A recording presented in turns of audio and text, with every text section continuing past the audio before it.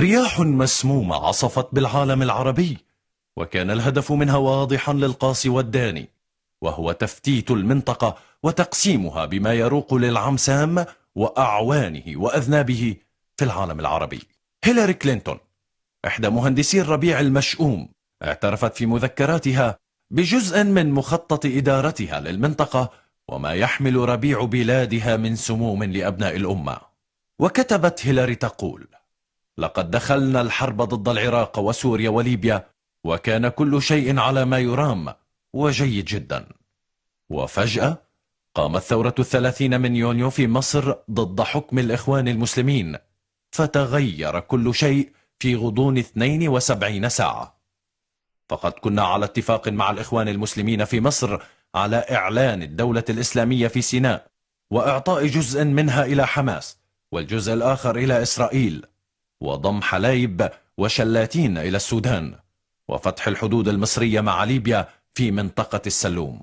وكنا على موعد نحن وأصدقاؤنا الأوروبيون في 5 من تموز عام 2013 كي نعترف بالدولة الإسلامية، حيث زرت 112 دولة في العالم لشرح الدور الأمريكي والاتفاق مع بعض أصدقائنا على الاعتراف بالدولة الإسلامية فور إعلانها. وفجأة تحطم كل شيء أمام أعيننا. أحلام كلينتون وإدارتها وصهاينة الأروقة السياسية في العالم والمنطقة تبددت بوعي الشعوب وإصرارها على الحياة ورفضها للمجموعات التكفيرية الإخوانية العميلة والدخيلة على مجتمعاتها.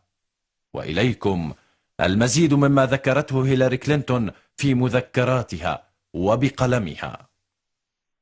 من خلال تنظيم الإخوان المسلمين في مصر والدولة الإسلامية التي كنا نعدها، كنا سنقسم المنطقة، ومن بعدها نتجه إلى دول الخليج عن طريق أعواننا هناك من الإخوان.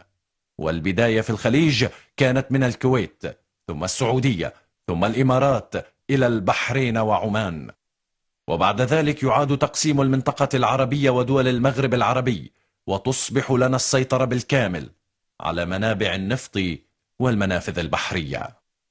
ربيع دبر له وخطط في أقبية البيت الأبيض، لم يخفى على من يحفظ التاريخ جيدا ويقرأ السياسة.